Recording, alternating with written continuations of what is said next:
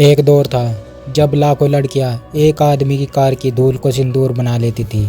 जब उसकी एक मुस्कान पर सिनेमाघर तालियों से गूंज उठते थे। उस आदमी का नाम था राजेश खन्ना। लेकिन भीड़ में सबसे ज्यादा तालियां पाने वाला इंसान असल जिंदगी में सबसे ज्यादा अकेला निकला। और इसी तन्हाई के दौर में एक अभिनेत्री थी, शांत, गंभीर और बेहद समझदार। न्यूटन। ये कहानी सिर्फ दो सितारों की नहीं बल्कि उस दर्द की है जो कैमरे के पीछे छिपा रह गया।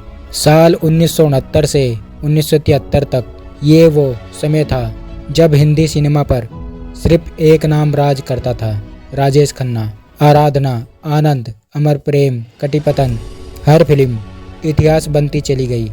लोग कहते हैं उस दौर में भारत का पहला असली सुपरस्टार पैदा हुआ था।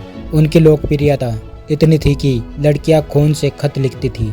लेकिन हर चमकती रोशनी के पीछे एक अंधेरा भी होता है। अंदर से टूटा हुआ इंसान।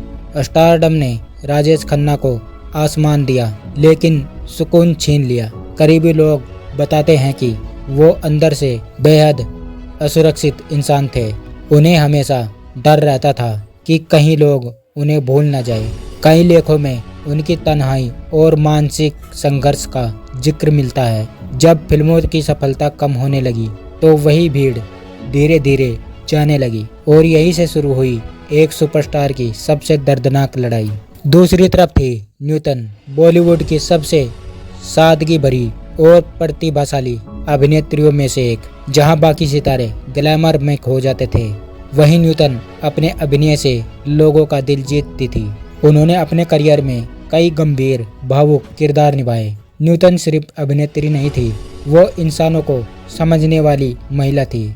स्क्रीन पर जब दोनों साथ आए, राजेश खन्ना और न्यूटन ने साथ काम किया और इंडस्ट्री में लोग कहते थे कि न्यूटन राजेश खन्ना की खामोशी को समझ लेती थी। जहां बाकी लोग सिर्फ सुपरस्टार देखते थे, वही न्यूटन शायद उस इंसान को देखती थी जो अंदर से बेहद अकेला था। दोनों के रिश्ते को लेकर कभी खुलकर बातें नहीं हुई, लेकिन सेट पर उनकी समझ और सम्मान की चर्चा जरूर होती थी। 1970 के दशक के अंत तक बॉलीवुड बदल चुका था।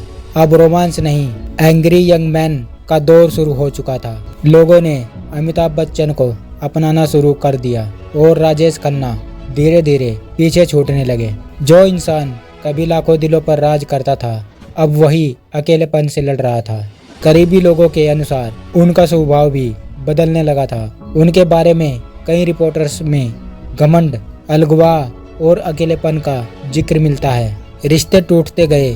अंजू महेंद्रू से अलगुआ, डिम्पल कपाड़िया से दूरी, दोस्तों से कम होती थी बातचीत। राजेश खन्ना धीरे धीरे अपने ही बनाए महल में कैद हो गए। उनकी शादी और अलगवा ने भी उनकी निजी जिंदगी को प्रभावित किया।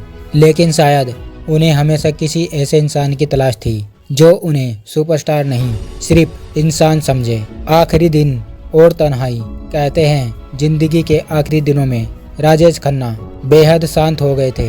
भीड़ अब भी थी, लेकिन वो शोर नहीं था जो कभी उनके लिए पागल हुआ करता था। उनकी जिंदगी को कई लेखों और किताबों में लाइन्स ऑफ ए सुपरस्टार कहा गया और शायद यही एक सुपरस्टार की सबसे बड़ी सजा होती है, जब दुनिया आपको भूलने लगे। राजेश खन्ना ने दुनिया को प्यार सिखाया, लेकिन खुद जिंदगी भर प्यार और अकेलेपन तलाशते रहे। और न्यूटन वो अभिनेत्री जिसने हमेशा खामोशी में अभिनय किया। शायद वो उन गिने चुने लोगों में थी जो राजेश खन्ना के दर्द को महसूस कर पाई। स्टारडम खत्म हो जाता है, लेकिन तन्हाई हमेशा साथ रह जाती है। ऊपर वाला नसीब लिखता है, लेकिन तन्हाई इंसान खुद कमाता है।